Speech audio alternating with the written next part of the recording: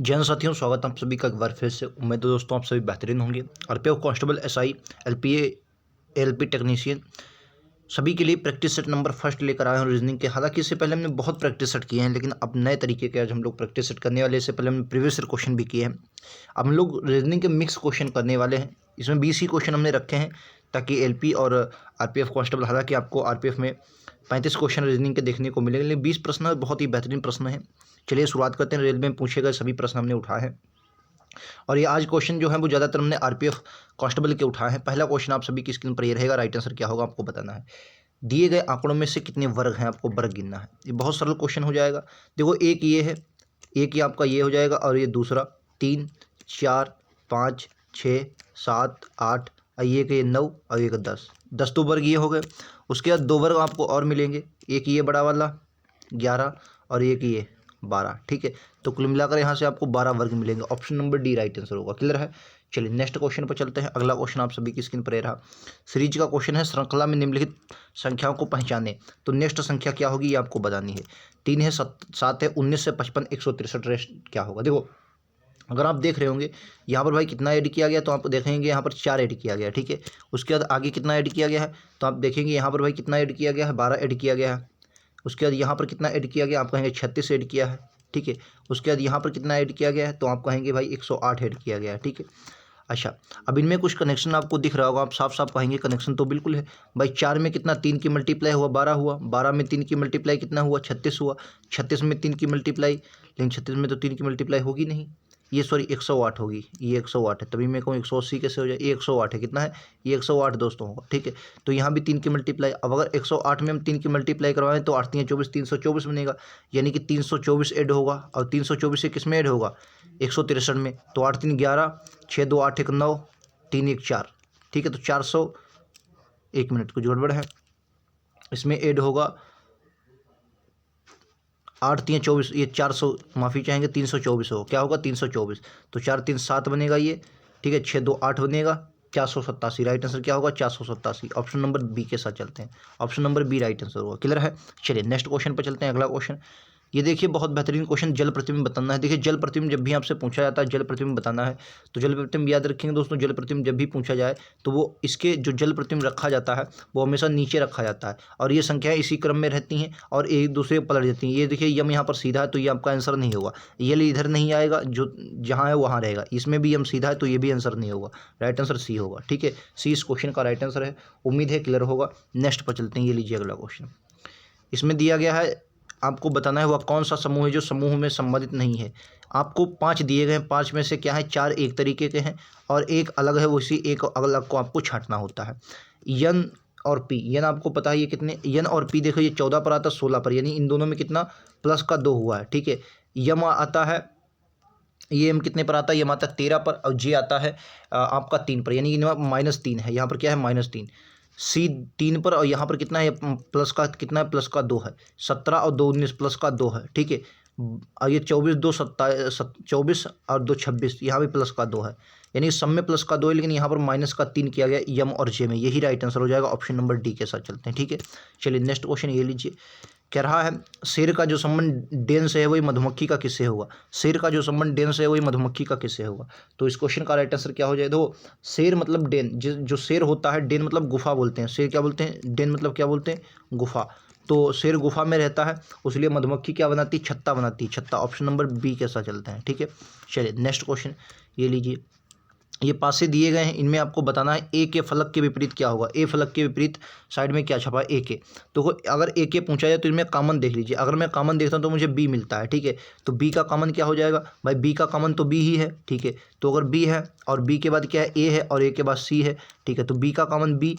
ठीक है, और ए के बाद क्या आ जाएगा भाई, इसमें देखिए यफ, ए के बाद क्या आ जाएगा, यफ आ जाएगा। इधर इस तरीके से रोटेट होता ना, और इसके बाद क्या आ जाएगा, यफ के बाद ई, यानी कि सी का विपरीत क्या आ जाएगा, ई आ जाए। ए का विपरीत पूछा है, यफ राइट आंसर होगा। ए का विपरीत पूछा है, यफ राइट आंसर होगा। ऑप्शन नंबर ए के साथ चलते हैं। नेक्स्ट क्वेश्चन ये देखिए, क्या कुछ जेट ट्रफ हैं, कोई ट्रफ रैंक नहीं है, कुछ कैब जेट हैं। तो इनमें से पहले चित्र बना लेते हैं। कुछ जेट जो है वो जेट क्या है दोस्तों, जो जेट हैं वो कुछ जेट क्या है, ट्रफ है। तो ट्रफ को मैं टी बना लेता हूँ, ठीक है। अब कह रहा कोई ट्रफ रैंक नहीं है, यानी कि ट्रफ का जो संबंध है वो रैंक से बिल्कुल नहीं है, यानी कि गलत है, मतलब इनके बीच का दुश्मनी है। कुछ कैब जेट हैं, तो कुछ कैब क्या है, कुछ कैब जो है मैं जेट बना लेता हूँ, तो जेट मैंने बना दिया, ठीक है। अब आपको बताना है कौन सा राइट आंसर होगा। पहला कह रहा कुछ केब ट्रफ है, केब ये और ट्रफ, कुछ केब, तो केब आपके कहाँ पर है, केब कह रहा कुछ कैब जेट हैं, भाई ये क्या है, ये कैब है, ये क्या है, कैब है, ठीक है। तो कुछ कैब ट्रफ है, ट्रफ के हिस्से में कैब नहीं आ रहा है, ठीक है भाई। ट्रफ ये है और कैब ये है, यानी कि ये आपका गलत है, ठीक है। तो पहला आपका गलत हो जाएगा, पहला क्या है दोस्तों, पहला आपका गलत हो जाएगा, ठीक है। दूसरा देखना, कुछ ट्रफ जेट हैं, भाई ट्रफ जो है वो जेट के अंतर्गत आते हैं, बिल्कुल ये वाला हिस्सा सही है, तो ऑप्शन नंबर दूसरा तो सही हो जाएगा, ठीक है। अब तीसरा देखिए, सभी जेट कैब हैं।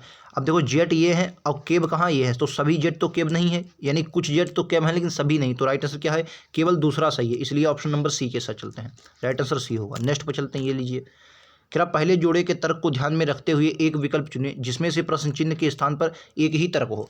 देखो भ्रूण विज्ञान होता तो मौसम क्या क्या होगा, तो जाहिर सी बात है मौसम विज्ञान होगा, लेकिन मौसम विज्ञान के इसमें राइट आंसर क्या हो जाएगा आपको ये बताना है, ऑप्शन नंबर डी होगा, मौसम विज्ञान होगा, ठीक है, मतलब उसके अध्ययन की बातें की गई है। ये श्रृंखला फिर से आपको दी गई है, राइट आंसर क्या होगा आपको ध्यान से देखो। अगर आप इसको देख रहे होंगे अपने आप आपको खुशबू आ रही है क्वेश्चन में, यहाँ से आप देखेंगे तो भाई क्या किया है, 15 दूनी 30, 2 की मल्टीप्लाई करवाई और माइनस में 4 कर दिया, ठीक है। इसी तरीके से देखिए 26 दूना कितना होता है, 52 होता है, लेकिन यहाँ पर प्लस का क्या करना है, प्लस का 4 कर दिया है, इसलिए 56 दूना, यहाँ पर 56 की 2 से मल्टीप्लाई करवाई है, ठीक है। 56 दूना कितना हो जाएगा, 6 दूनी 12, 112, 56 दूना 112, लेकिन माइनस 2 से मल्टीप्लाई और माइनस का क्या है 4 है, और यहाँ पर 8 से मल्टीप्लाई करवाए, 2 की मल्टीप्लाई करवाए और प्लस का क्या कर दिया है, सॉरी 108 16, यहाँ पर प्लस का 4 किया। अब की बार इसकी मल्टीप्लाई 220 की मल्टीप्लाई किस में करवाओ भाई, 2 में करवाओ, तो कितना आ जाएगा 440 आ जाएगा, ठीक है। 440 में अब की बार क्या होगा, माइनस कर दो, तो माइनस करेंगे 4 तो 436 राइट आंसर होगा, ऑप्शन नंबर डी, ठीक है। पहले क्या है माइनस से शुरू किया है, प्लस किया, फिर माइनस, फिर प्लस, माइनस, फिर ठीक है, 436 राइट आंसर। नेक्स्ट पर चलते हैं, ये देखिए फिर 109 का जो संबंध है वो 113, 181, 253, 349, क्या होगा राइट आंसर बोलेंगे। देखो 109, 133, 181, 253, 349, राइट आंसर क्या होगा ये बताइए। ये भी श्रृंखला का क्वेश्चन है, तो इस क्वेश्चन को कैसे करेंगे, ये सरल क्वेश्चन होते हैं। अब देखिए इसमें अंतर ले लेते हैं। अगर आप 109, 133 में देखते हैं तो कितने का अंतर है, तो आप देखेंगे इसमें दोस्तों कितने का अंतर है, तो आप कहेंगे इसमें 24 का अंतर है, ठीक है। यहाँ देखते हैं कितने 48 ऐड हुआ है, ठीक है, मतलब प्लस हुआ है 48, इसमें कितना ऐड हुआ है, इसमें 72 ऐड हुआ है। उसके बाद यहाँ पर देखते हैं, यहाँ पर 96, 96 ऐड हुआ है, ठीक है, 96 ऐड हुआ। उसके बाद आगे देखते हैं भाई, यहाँ आप देखेंगे यहाँ कितना है, 24 दूना 42, यानी कि यहाँ भी 24 ऐड हुआ है, 48 में 24 ऐड हुआ है, यहाँ भी 72 में भी 24 ऐड हुआ है, तो 96 में भी 24 ऐड होगा। अगर इसमें आप 24 ऐड करेंगे तो 9 कितना होगा, 1 मिनट दोस्तों, 1 मिनट, तो अब क्या है 96 में भी 24 आपको ऐड कर देना है, ठीक है।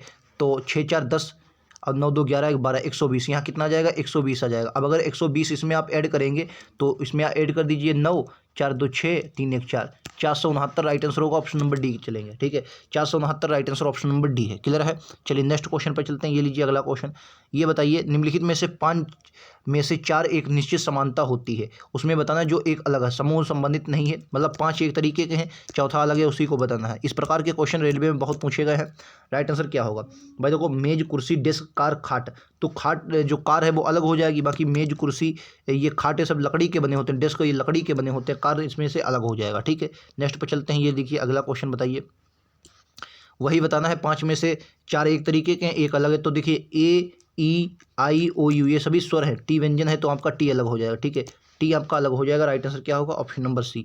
नेक्स्ट चलिए ये देखिए, कह रहा एक विशेष भाषा में टोमेटो को ZUSGZU लिखा जाता है, ठीक है। तो अगर आप ध्यान से देख रहे होंगे तो टी को इन्होंने जेड लिखा है, टी को जेड यहाँ भी लिखा है और टी को जेड दोस्तों यहाँ भी लिखा है, ठीक है। टी को जेड यहाँ भी लिखा है, टी को जेड यहाँ लिखा है, यानी कि टी को तीसरे नंबर में भी जेड लिखेंगे, सब ऑप्शन में टी को जेड ही लिखा है, ठीक है। और कोई अगर कॉमन मिले तो ओ, अब देखो इसमें और क्या मिल रहा है, और कुछ मिल नहीं रहा है, तो आपको देखना पड़ेगा। आपको देखो अगर टी की बात करता हूँ, टी कितने पर आता है, तो आप कहेंगे टी आता है आपका 20 पर और जेड आता है 26 पर, यानी कि प्लस का इन्होंने क्या किया, प्लस का 6 किया है। ओ अब इसमें देखिए ओ कितने पर आता है, 15 पर आता है, यम आता है 13 पर, ए आता है 1 पर, टी आता है 20 पर, ओ आता है 15 पर, ठीक है। तो 15 6 21, 21 पर आता है यू, बिल्कुल सही है। यानी कि आप देखें प्लस में 6 है, सब में प्लस का 6 है, ठीक है। तो प्लस का 6 कर दीजिए सब में। भाई 3 है तो 3 में प्लस का 6 करेंगे, 9, 9 पर कितना आ जाएगा, 9 में आई आ जाएगा। तो ना ही ये ऑप्शन होगा ना ही ए ऑप्शन होगा। उसके बाद देखो दोनों में ओ है और दोनों में जेड है। उसके बाद यक्स भी दिया है, ठीक है। अब ये वाला काउंट कर लो लास्ट वाला, तो आई 9 पर आता है, 9 6 कितना होता है 15, और 15 पर क्या आएगा, ओ आएगा। तो इसलिए right answer option number A होगा, ठीक है। ये आपके तरीके, इनमें आपको समझना होता है क्वेश्चन को। आप देखिए मैंने 3 4 ऑप्शन, 2 ऑप्शन ऐसे ही काट दिया और उसके बाद 3 4 पॉइंट देखे भी नहीं। क्यों नहीं देखे, क्योंकि जब ऑप्शन सेम है तो उनमें से अलग जो होगा वही हमें देखना होता है, ठीक है। चलिए नेक्स्ट क्वेश्चन पर चलते हैं। ये लीजिए अगला क्वेश्चन, कह रहा सभी रत्न कड़वे हैं। सभी जो रत्न हैं वो क्या है, कड़वे हैं। तो यानी कि रत्न को मिला दीजिए, सभी रत्न क्या है, वो कड़वे हैं। कड़वे मतलब के बना दीजिए, ठीक है। अब कह रहा कुछ रत्न सफ़ेद हैं, यानी जो कुछ रत्न है वो क्या है, सफ़ेद हैं। तो एक मिनट, मैं इसको देखो, कुछ रत्न क्या है, पहले मैं रत्न बनाता हूं, और कुछ रत्न क्या है, कुछ रत्न क्या है दोस्तों, सफ़ेद हैं। तो सफ़ेद मैंने बना दिया, ठीक है। अब क्या कर रहा है कि सभी रत्न कड़वे हैं। तो सभी रत्न जो है वो क्या है, सभी रत्न जो है वो कड़वे हैं। तो कड़वे के अंदर के बना देता हूँ, ये कड़वे हैं। अब देखिए कुछ रत्न कड़वे हैं, एक बात बताइए, जब सभी रत्न कड़वे हैं तो कुछ रत्न भी कड़वे होंगे, सही है। ऑप्शन नंबर ए तो सही हो जाएगा। दूसरा कह रहा है कुछ सफ़ेद रत्न है। भाई सफ़ेद जो है वो रत्न के अंतर्गत ये वाला भी हिस्सा आ रहा है, बिल्कुल आ रहा है। तो यानी दूसरा भी सही होगा। इसलिए ऑप्शन नंबर क्या, एक मिनट, कुछ सफ़ेद रत्न है, कुछ सफ़ेद रत्न बिल्कुल होंगे, इनमें से क्या बोला है।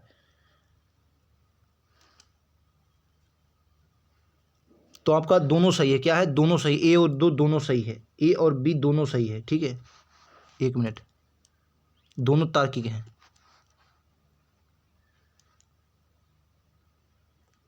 तार्किक और इसमें थोड़े ऑप्शन दोस्तों ये गड़बड़ लग रहे हैं, मतलब दोनों सही है, लेकिन यहाँ पर अगर ऑप्शन देखेंगे तो इन्होंने ऑप्शन थोड़ा ये दिया है कि दोनों तार्किक हैं और तर्क संगत हैं। तो तार्किक वाला नहीं, तर्क संगत है, मतलब ये सही लग रहा है। राइट आंसर ए वाला होगा, तर्क संगत है मतलब इसमें सही है। तार्किक मतलब ये अनुमान होता है, लेकिन तर्क संगत है, तो ऑप्शन नंबर ई लगाना है। मैं भी कंफ्यूज था दोस्तों, मैं ये वाला लगा रहा हूँ, ये नहीं होगा, ऑप्शन नंबर ई होगा, ठीक है। क्लियर है। चलिए नेक्स्ट क्वेश्चन पर चलते। 15, ये बताइए, तो ये वाला जब चित्र होता है छाया वाला, तो हमेशा याद रखना आकृति की सही छवि बतानी है। तो वाई जो होगी दोस्तों, वाई इसी तरीके की होगी। तो वाई उल्टा तो होगी नहीं, ये हटा दिया, और टी भी शुरुआत नहीं होगी, ऑप्शन नंबर ए खत्म है, ठीक है। ये आपको इसमें ज़्यादा समय नहीं देना होता है। देखो यहाँ पर ये इस तरीके से, अगर आप ये वाला है तो इस तरीके से इसे लिखना होता है, ठीक है। इस तरीके से आप लिखेंगे।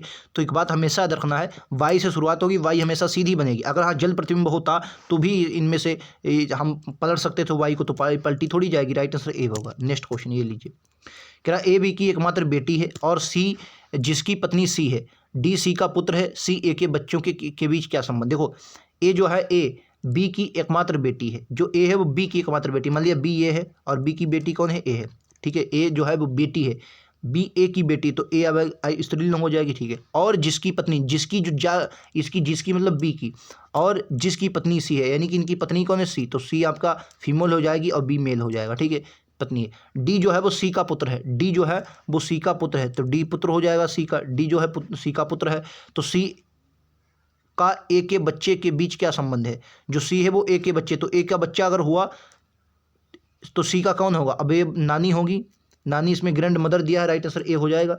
ग्रैंड मदर दिया है, ऑप्शन ए हो जाएगा। भाई अब आप दिमाग लगाओ कैसे। मान लिया ये आप हैं, आपकी माँ है, माँ की ये माँ है ना, तो माँ की माँ नानी हुई, तो नानी को ग्रैंड मदर बोलेंगे, ऑप्शन नंबर क्या है, ए होगा, ठीक है। चलिए नेक्स्ट पे चलते हैं। ये लीजिए, ये देखिए, ये कथन और मतलब कार्यवाही का क्वेश्चन है, कथन कार्यवाही आपको दिया है, तो इसमें से राइट आंसर क्या होगा आपको बताना है, ठीक है। तो ये बताना है राइट आंसर क्या होगा।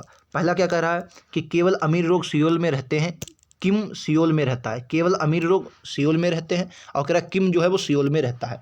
तो आपको बताना है राइट आंसर क्या होगा। तो देखो पहला कह रहा है किम को अमीर रहने की ज़रूरत है। देखो कह रहा है कि केवल अमीर लोग सियोल में रहते हैं और किम सियोल में रहता है, किम को अमीर रहने की ज़रूरत है। अगला कह रहा है कि किम एक खुशहाल जीवन व्यतीत करता है। देखिए ऐसा ज़रूरत नहीं है अमीर हो वो खुशहाल ही हो, पहली बात, ऐसा कोई ज़रूरत नहीं है कि जो अमीर हो वो खुशहाल ही हो, क्लियर है, इतना कोई ज़रूरत नहीं होती। दूसरी बात, किम को अमीर रहने की ज़रूरत है, केवल अमीर लोग सियोल में रहते हैं और किम जो है वो सियोल में रहता है। अच्छा केवल अमीर लोग रहते हैं तो किम को अमीर रहने की ज़रूरत नहीं, किम को अमीर रहने की ज़रूरत क्या है, वो तो अमीर ही होगा, ठीक है। तो ये भी आपका गलत है, तभी तो वो सियोल में रहता है। तो आपके ये दोनों गलत हो जाएंगे, ए और डी, मतलब पहला और दूसरा तार्किक नहीं है, तो तार्किक ये नहीं है, पहले और दूसरे तार्किक नहीं है, इसलिए ऑप्शन नंबर डी इसमें होगा। तो राइट आंसर आपको हमेशा याद रखना बी लगाएंगे, ये डी वाला नहीं लगा देना, बी लगाएंगे, क्योंकि इसमें बी में डी वाला किस में दिया, बी में दिया, तो डी वाला लगाएंगे ना कि ये वाला, ठीक है। चलिए नेक्स्ट पर चलते हैं। ये लीजिए, ये श्रृंखला दी है देखिए रेलवे के मैंने कई क्वेश्चन देखे, प्रीवियस क्वेश्चन है, इसमें जो वर्ग होता है इसको ये 8 खंडों में विभाजित करते हैं इस तरीके से। ये देखिए 8 खंडों में इसको आप विभाजित कर लीजिए। अब देखिए इसी 8 खंडों के अनुसार ये चलेंगे, ठीक है। मैं मान लिया ये मैंने वर्ग बनाया, ठीक है, और इसको 8 खंडों में मैंने विभाजित कर लिया। मैं दूसरे कलर से इसको विभाजित करता हूँ। ये देखिए मैंने इसको 8 खंडों में विभाजित। अब ये चित्र को इसी तरीके, पहले देखो इन्होंने बीच में रखा, ठीक है, उसके बाद देखो ये इस कोने में ले आया, ठीक है, दूसरे वाले में। अब तीसरे वाले में देखो यहाँ ले आया, अब चौथे वाले में देखो यहाँ ले आया, अब पाँचवें वाले में यहाँ ले आया। तो अगले वाले में क्या लाएंगे, अगले वाले में इस कोने में लाएंगे। अब इस कोने में जहाँ पर भी चित्र होगा वही राइट आंसर होगा, बस खत्म। इस कोने में जहाँ पर चित्र होगा वही राइट आंसर, सी वाला खत्म है। बस आपको राइट आंसर समझ, जेड की मैंने जेड की शुरुआत की, आपका आंसर मिल गया, ठीक है। तो 8 कोनों में ये 8 जगह में बांटते हैं, उसी तरीके से आपको बांटना है, ठीक है।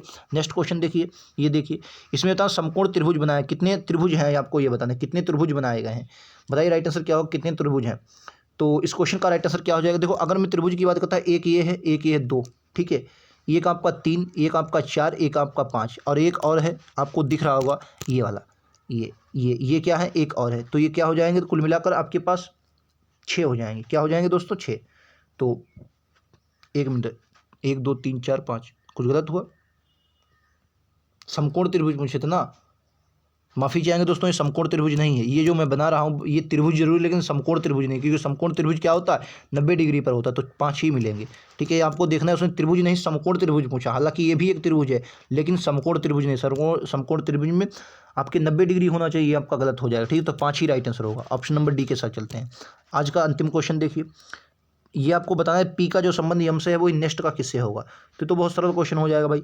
पी 16 पर आती है, यम आता है 13 पर, माइनस का 3 किया है, तो 5 में से अगर 3 घटा दो 2 बचेगा, 2 पर आ जाएगा बी, ऑप्शन नंबर डी, ठीक है। तो यहाँ तक 20 क्वेश्चन थे, बहुत सरल क्वेश्चन मैंने लिए हैं। हालांकि ऐसे ही क्वेश्चन आपके एग्जाम में देखने को मिलेंगे। ये सभी प्रीवियस क्वेश्चन थे जो आपके एग्जाम में पूछे गए। उम्मीद है आपको समझ में आए होंगे। अगर समझ में आए हो तो लाइक से सब्सक्राइब जरूर करें, चैनल को सब्सक्राइब कर लें, लगातार ऐसे वीडियो आपको दिए जा रहे हैं। मिलते हैं अगले वीडियो में, आज के लिए इतना ही। थैंक यू दोस्तों, जय हिंद, जय भारत।